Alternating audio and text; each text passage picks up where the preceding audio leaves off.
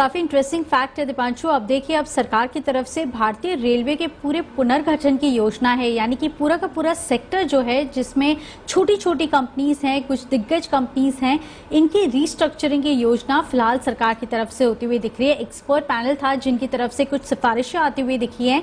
जो मेजर सिफारिश थी या सुझाव दिए गए थे उन पर नजर कर लेते हैं। तो इनका कहना है कि जो कई पुरानी कंपनीज हैं जहां पे काफी ज्यादा एक्सपेंसेस होते हुए दिख रहे हैं, उनको वाइंड अप करने की जो सिफारिश है वो एक्सपर्ट पैनल की तरफ से आती हुई दिखी है। दिग्गज कंपनी में विलय का सुझाव दिया गया है, जैसे कि आईआरसीटीसी के साथ एक या दो कंपनीज हैं जिनका विलय करने का सुझाव यहाँ पे आता हुआ दिखा है। निजीकरण को बढ़ावा देने का प्रस्ताव है और साथ ही 8 ऐसे प्रोडक्शन यूनिट्स हैं छोटे छोटे जिनको एक ही यूनिट के अंदर सीपीएसई का गठन किया जाएगा और उसके अंदर ये 8 यूनिट्स जो मैन्युफैक्चरिंग है, जो लोकोमोटिव बनाती है, कोचेस बनाती हैं, इनको इस यूनिट के अंदर लाने की योजना फिलहाल है।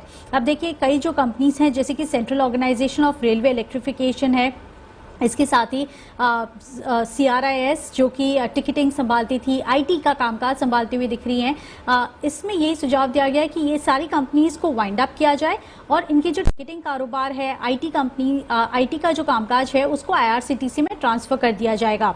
दूसरा सुझाव यह है कि रेलटेल और IRCTC, क्योंकि यहाँ पे जो दिख रहे टेल की तरफ से भी तो इनका विलय कर दिया जाए ताकि इनके जो खर्च हैं, कामकाजी खर्च, वो कम हो जाए और रेवेन्यू बढ़ने की उम्मीद यहाँ पे है। सिमिलर केस है RVNL और इरकॉन का, सिमिलर कामकाज है। तो ये दोनों कंपनीज के विलय का भी सुझाव एक्सपर्ट पैनल की तरफ से आता हुआ दिखा है। और साथ ही जैसे मैंने कहा, 8 ऐसी छोटी कंपनीज हैं जैसे कि लोकोमोटिव बनाती हैं, 2 व्हील यूनिट्स बनाती हैं, ये सारी कंपनीज को एक साथ एक ही यूनिट के अंदर जो CPSE है, सेंट्रल पब्लिक सेक्टर एंटरप्राइजेस का यूनिट, यहाँ पे एक साथ लाए जाने की बात या प्रस्ताव जो है वो किया जा रहा है। तो इन शॉर्ट आप देखिए, जो एक्सपेंसेस हैं वो कम होते हुए दिखेंगे, छोटी छोटी कंपनीज बंद हो जाएंगी और इनका विलय यहाँ पे होता हुआ दिखेगा। तो रेलवे के लिए काफी रिस्ट्रक्चरिंग की खबरें आती हुई दिख रही है। स्टॉक्स आपको जिन पे फोकस करना है, IRCTC, RVNL, रेलटेल कॉर्पोरेशन और इरकॉन, ये कुछ स्टॉक्स हैं जहाँ पे इम्पैक्ट आपको देखने मिल सकता है आने वाले समय में।